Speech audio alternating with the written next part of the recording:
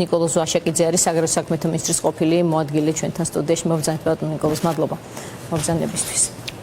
საინტერესო ამბები ვითარდება რეგიონში ჩვენს გარეშე სამწუხაროდ, თუმცა არა ისე რომ მთლიანად ჩვენი გამორიცხვით ამ ეტაპისთვის საბედნიეროდ. მოდით სწორედ აი ამ საკითხით დავიწყოთ, რაზეც ახლა ვსაუბრობდით, შეზღუდვების სომხეთს. რუსეთთან კავშირში რა ელოდება ახლა სომხეთს როგორც ქვეყანას. აი იმ კონტექსტში, რომელიც სულ მოსირებს თუნდაც საქართველოს არალეგიტიმური ხელისუფლების მხრიდან, როგორც შესაძლო გაპრობლემება უსაფრთხოების საკითხების, ანუ აფუჭებ რუსეთთან ურთიერთობას, ანუ შენ შედიხარ და შეკავს შენი სახელმწიფო, თუ შენი მოქალაქეები ისეთ ხრელში, რომელშიც არის დიდი საფრთხეები და ამას ქადაგებს სულ ივანიშვილის ხელისუფლება. ხომ ახლა რა ხდება პაშინიანის შემთხვევაში? მოგესალმებით, მიესალმებით ჩვენს ტელემაყურებელს. მე ვფიქრობ, რომ რა თქმა უნდა, რუსეთს რო არ ესიამოვნებოდა ეს ახალი რეალიები სომხეთთან დაკავშირებული და ის გარკვეულ ნაბიჯებსაც და მუხარებსაც მიმართავდა, დარწმუნებული ვარ, ეს პაშინიანმაც კარგად იცოდა და სომხეთის მმართველმა გუნდმაც. ანუ ისინი ამის გათვალისწინებით დგავენ ამ ნაბიჯებს, იმიტომ რომ დიდი ხანია უკვე მრავალი წელია, უბრალოდ 200 წლზე მეტია მომწიფდა სომხეთის საზოგადოებაში ის აზრი, რომ რუსეთის მეცადინეობით და თავის დროზე სომხეთის პოლიტიკური სპექტრის მიერ დაშვებული მძიმე შეცდომების შედეგად სომხეთი იმყოფებოდა პრაქტიკულად ჩიხურ მდგომარეობაში და რამენაირად ქვეყანა აქედან უნდა გამოეყვანათ. შესაბამისად, აი ეს მუხარები, რომელიც ჟღერდება ახლა რუსეთის მხრიდან, მე ვფიქრობ, ერევანში ძალიან კარგად ესმით, რომ ეს ის საფასურია, რომელიც უნდა გადახდილ იქნეს აუცილებლად გასაკეთებელი საქმისთვის. და ვფიქრობ, შესაბამისი პოლიტიკური და ეკონომიკური მზადყოფნაც არსებობს ამისთვის, მათ შორის ძლიერი საერთაშორისო პარტნიორების ხარდაჭერის სახით და ამას ჩვენ ხედავთ, თუნდაც აი ხვალ შედგება ამერიკის შეერთებული შტატების სახელმწიფო მდივნის მარკო რუბიოს ვიზიტი სომხეთში. ბუნებრივია, რა თქმა უნდა, ჩვენ ყველაფერთან ერთად ეს პირველ რიგში როგორც სერიოზული პოლიტიკური მხარდაჭერის დემონსტრირება უნდა განვიხილოთ, განსაკუთრებით იმ ძალიან მნიშვნელოვანი არჩევნების წინ, რომელიც ივნისის დასაწყისში უნდა ჩატარდეს სომხეთში. ამიტომ მე ვფიქრობ, სუფთა ეკონომიკური თვალსაზრისითაც ახალი კურსი სომხეთისთვის გაცილებით უფრო მეტ სიკეთეს მოასწავებს, ვიდრე იმის დაკარგვა, რითაც მათ რუსეთი ემუქრება. რაც შეეხება რუბიოს ჩასვლას, ეს უკვე რა ტიპის განაცხადია? ეს არ არის პირველი შემთხვევა, როდესაც სომხეთი ასეთი ყურადღების ეპიცენტრში ექცევა ამერიკის შეერთებული შტატების მხრიდან. საქართველოში არის პარალელურად დეპარტამენტის წარმომადგენლების ვიზიტი, ძალიან მნიშვნელოვანია. მათი დაკვირვება სახეზეა, რომ აკვირდებიან პროცესს, იმიტომ რომ ერთ და იმავე ადამიანის ჩამოსვლა 2 თვის შუალედით სწორედ ამაზე მეტყველებს, მაგრამ რა თქმა უნდა მასშტაბები სულ სხვადასხვაა. ახლა სომხეთი რა ტიპის ქვეყანაა ამერიკის შეერთებული შტატების პერსპექტივიდან და მისი მეზობელი საქართველო რა ტიპის ქვეყანაა? მათი პერსპექტივიდან მაინტერესებს თქვენი ახსნილი აი სიტუაცია. ვფიქრობ, პირველ რიგში უნდა შევხედოთ რეგიონს მთლიანად და რა არის ეს რეგიონი, როგორც ამერიკის შეერთებული შტატებისთვის და კერძოდ მთლიანად დასავლეთისთვის და აქედან გამომდინარე უკვე უნდა ვიმსჯელოთ თუ რას წარმოადგენს და როგორ უყურებენ ისინი ამ რეგიონში შემოვალ ქვეყნებს.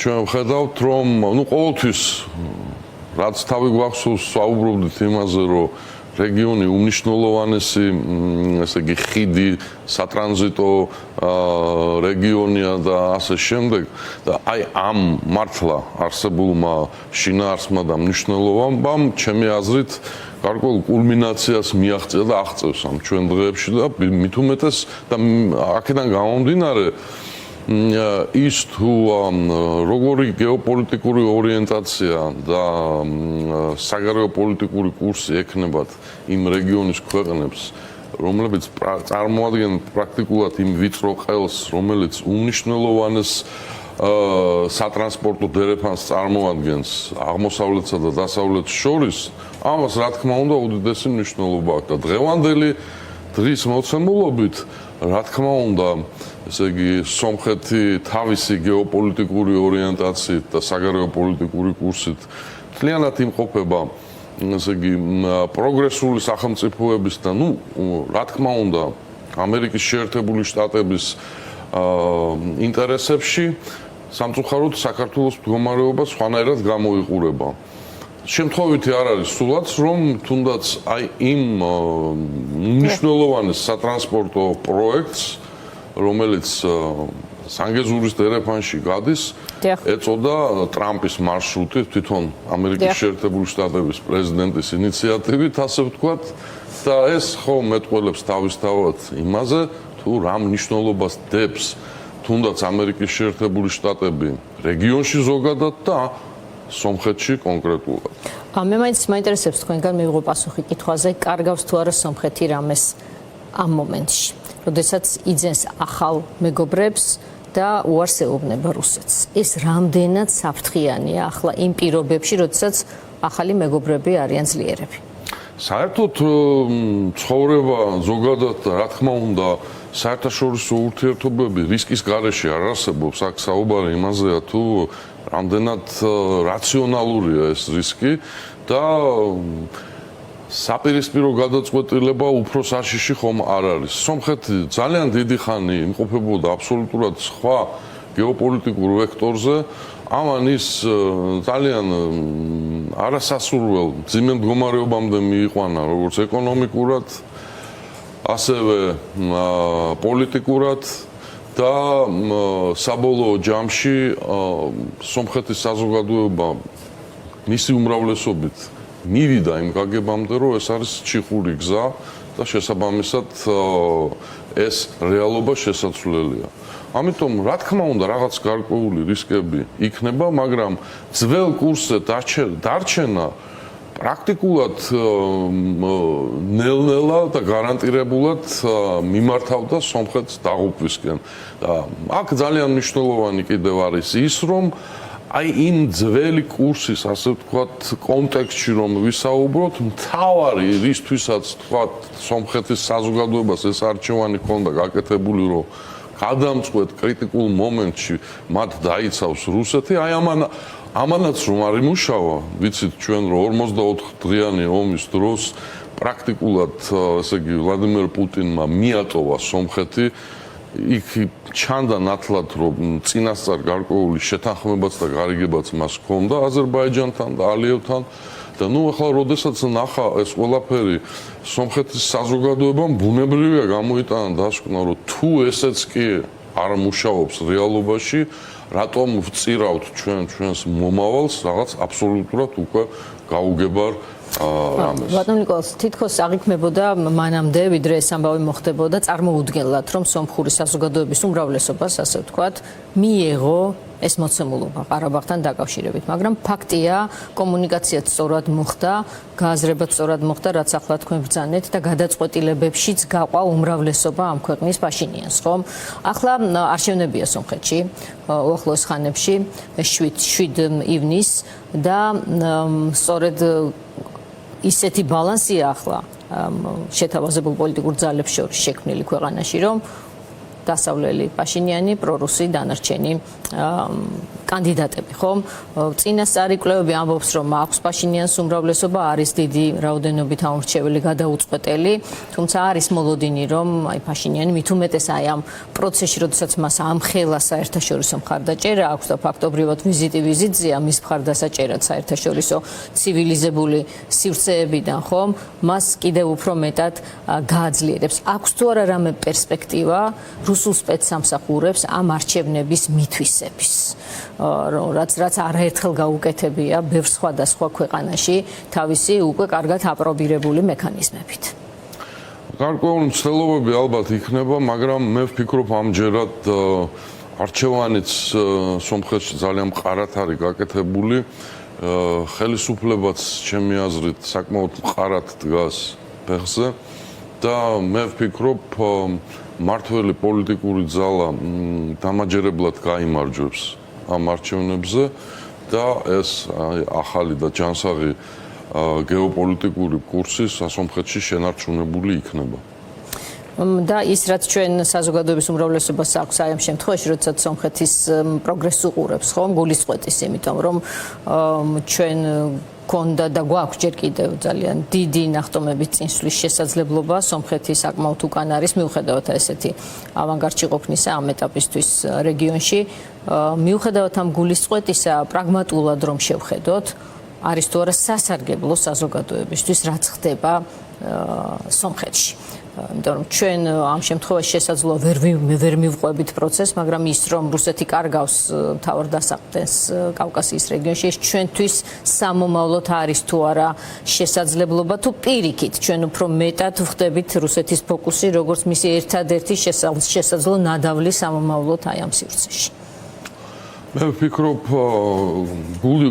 გულისწყეტა გასაგებია ამ შემთხვევაში, იმიტომ რომ წესით ჩვენ უნდა ყოფილიყავით ცენტრალური, ასე ვთქვათ, აქტორი ამ პროცესებში, მაგრამ სამწუხაროდ გასაგები მიზეზების გამო არ ვართ, მაგრამ ზოგადად ჩვენ ამ კავკასიის პოლიტიკურ პროცესებს უნდა უყურებდეთ ისე, რომ სწორი ხედვის და სწორად დალაგების შემთხვევაში ეს არ არის, არ უნდა იყოს და არც იქნება ეგრეთ წოდებული ნულოვანი ჯამის თამაში.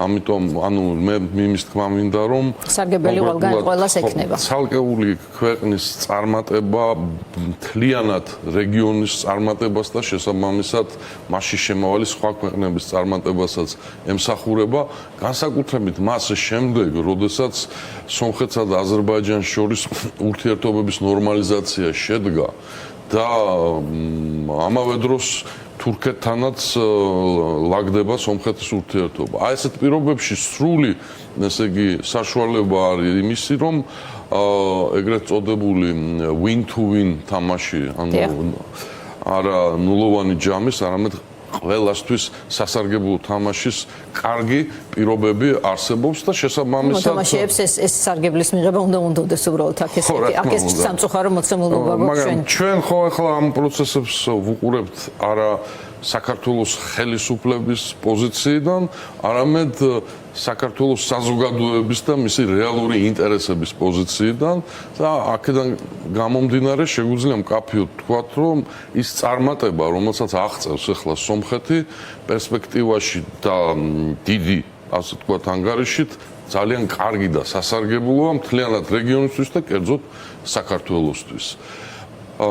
ეს შიშები, რა თქმა უნდა, არსებობს, რომ ბუნებრივია, რახან რუსეთს ვიცით, რომ არ უნდა და შეეცდება არ დაკარგოს კონტროლი კავკასიაზე, შეიძლება გააძლიეროს ფოკუსირება თავისი ძალისხმევის ერთადერთ დარჩენილ, ასე ვთქვათ, არაფორმალურ მოკავშირეზე საქართველოს სახით. მაგრამ მე არ ამგონია, რომ რუსეთს ეყოს ძალებიც და პოლიტიკური სიბრძნეს, რომ ეს თამაში კარგად ითამაშოს.